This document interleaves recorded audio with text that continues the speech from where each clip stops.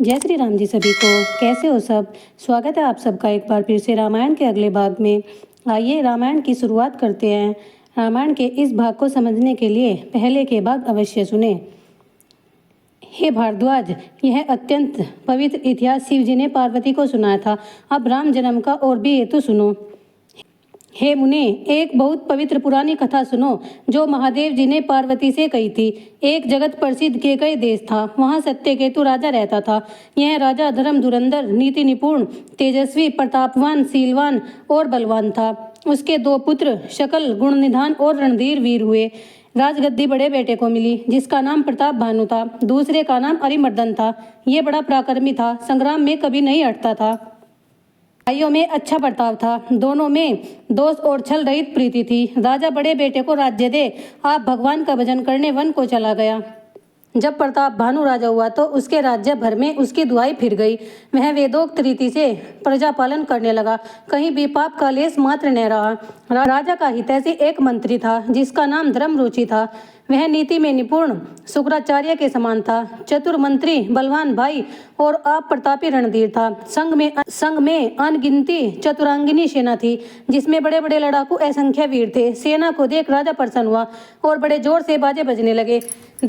दिग्विजय के लिए सेना को ले अच्छा दिन देख राजा नक्कारे पर चोट देकर चला। जहां बहुत सी लड़ाइयां हुई परंतु राजा ने सबको जीत लिया। अपनी भुजाओं के बल से सातों द्वीप जीत लिए। दंड देकर राजाओं को छोड़ दिया। उस समय पृथ्वी पर प्रताप भानु एक ही राजा था। संपूर्ण नगर को जीत राजा ने अपने नगर में प्रवेश किया। अर्थ, धर्म और काम आदि सुख समय समय पर राजा की सेवा करने लगे। राजा प्रताप भानु का बल पाकर पृथ्वी कामधेनु हो गई। प्रजा सब दुखों से रहित सुखी हुई। सुंदर स्त्री पुरुष धर्माचरण से रहने लगी। धर्मरुचि मंत्री की हरि चरणों में प्रीति थी। वह राजा के हित के लिए नीति सिखाता था। गुरु, देवता, संत और ब्राह्मण उसकी सब सेवा किया करते थे। वेदों में जो जो राजा के धर्म कहे हैं सबको सादर करता था। प्रतिदिन अनेकों दान करता था। उत्तम उत्तम शास्त्र और वेद पुराणों को सुनता था। सुंदर अनेक बावली, कुआं, तालाब, पुष्प वाटिका, बाग, ब्राह्मणों के घर और देवताओं के मनोहर मंदिर सब तीर्थ बनवाए।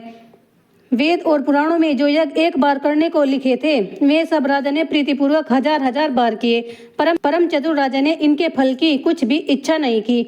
जो मन और वचन से धर्म करता था वह वासुदेव भगवान को अर्पण कर देता था। एक बार राजा आखेट का सब समाज सजा घोड़े पर चढ़कर विंध्याचल के गैवर वन में घुस गया और बहुत से मृग मारे। वन में फिरते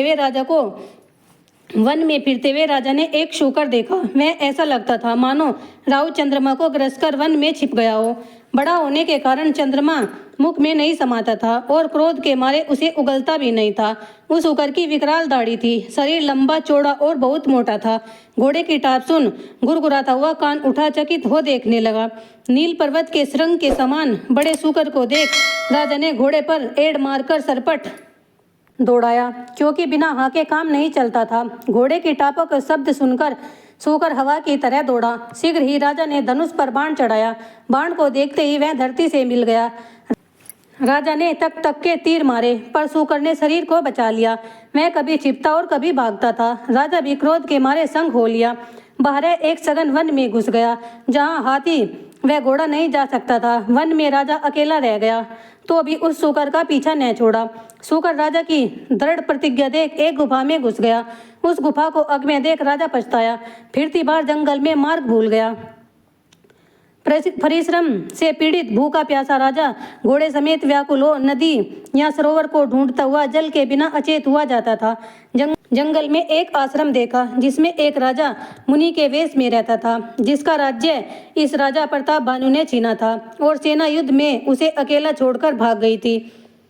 प्रताप भानु का चढ़ता समय और अपना गिरा हुआ जान उसके मन में ऐसी ग्लानि हुई कि घर न गया और अभिमान के मारे राजा से भी न मिला। दरिद्रों की भांति क्रोध को मारकर वह राजा तपस्वी के वेश में जंगल में रहने लगा। प्रताप भानु इसी के पास गया। इसने राजा को पहचान लिया कि यही प्रताप भानु है।